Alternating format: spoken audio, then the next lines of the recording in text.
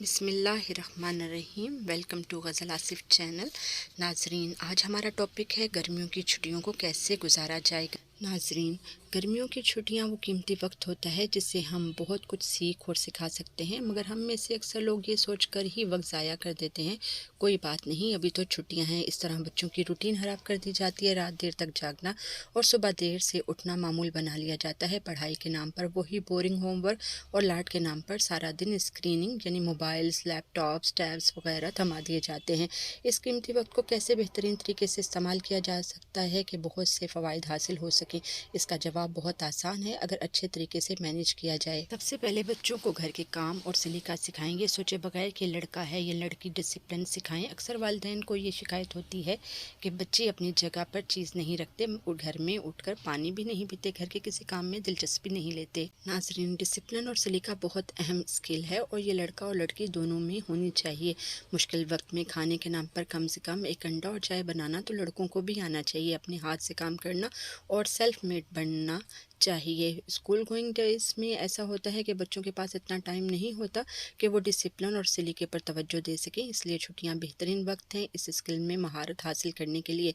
दूसरे नंबर पर जो चीज़ अहम है वो है टाइम मैनेजमेंट। हर काम के लिए टाइम टेबल बनाएं कि इतनी देर में आप ये काम कर सकते हैं और ये काम हो सकता है। मशीन नहीं बनाना, याद रखिए ये, लेकिन एक गोल ज़रूर देना है। किसी भी टास्क के लिए वक्त बताएं कि आपके पास इतना वक्त है और इसमें ये टास्क मुकम्मल करें।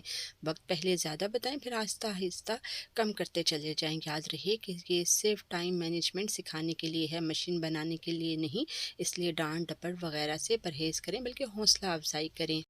मुमकिन हो तो बच्चों को कुरान की तालीम और तफसीर के किसी भी कोर्स में दाखिला करवाया जा सकता है ताकि बच्चा इस्लामी इक़्तिदार को बेहतर तरीके से समझ सके। नमाज की पाबंदी सिखाने के लिए भी छुट्टियां इंतहाई मौसर साबित हो सकती हैं।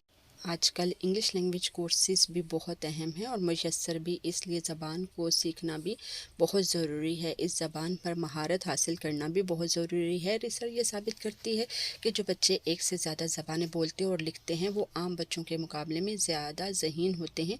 इसके साथ साथ उनकी पसंद के मुताबिक भी स्किल सिखाएँ, मसलन स्विमिंग, कराटे, पेंटिंग, राइटिंग वगैरह भी। रात देर तक जागने और सुबह देर तक सोने की आदत ना बनाएं, बल्कि इनकी रूटीन सेट करें जो डिसिप्लिन का हिस्सा है।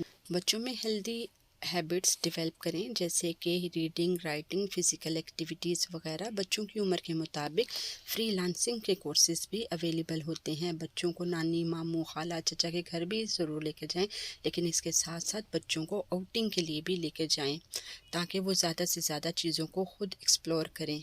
इसके साथ साथ वालिदैन को ये भी चाहिए कि छुट्टियों में ज़्यादा से ज़्यादा वक्त और तवज्जो बच्चों को दें। ऐसा ना हो कि आपने कोई टास्क बच्चों को दे दिया है और ख़ुद मोबाइल्स में बिज़ी हैं और तवज्जो नहीं दे रहे। इस तरह बच्चा पॉजिटिव चीज़ें नहीं सीखेगा और फोकस नहीं कर सकेगा। याद रखें, बच्चे हमारा मुस्तकबिल हैं, जैसा हम बनाएंगे वैसा ही वो बनेंगे। प्यार, टाइम और तवज्जो बच्चों का हक़ है जो उन्हें लाज़मी मिलना चाहिए। नाज़रीन, उम्मीद करती हूँ आज की वीडियो आपको पसंद आई होगी। वीडियो को लाइक, चैनल को सब्सक्राइब और वीडियो को शेयर लाजमी कीजिएगा। फिर मिलेंगे किसी और टॉपिक के साथ। अल्लाह हाफिज़।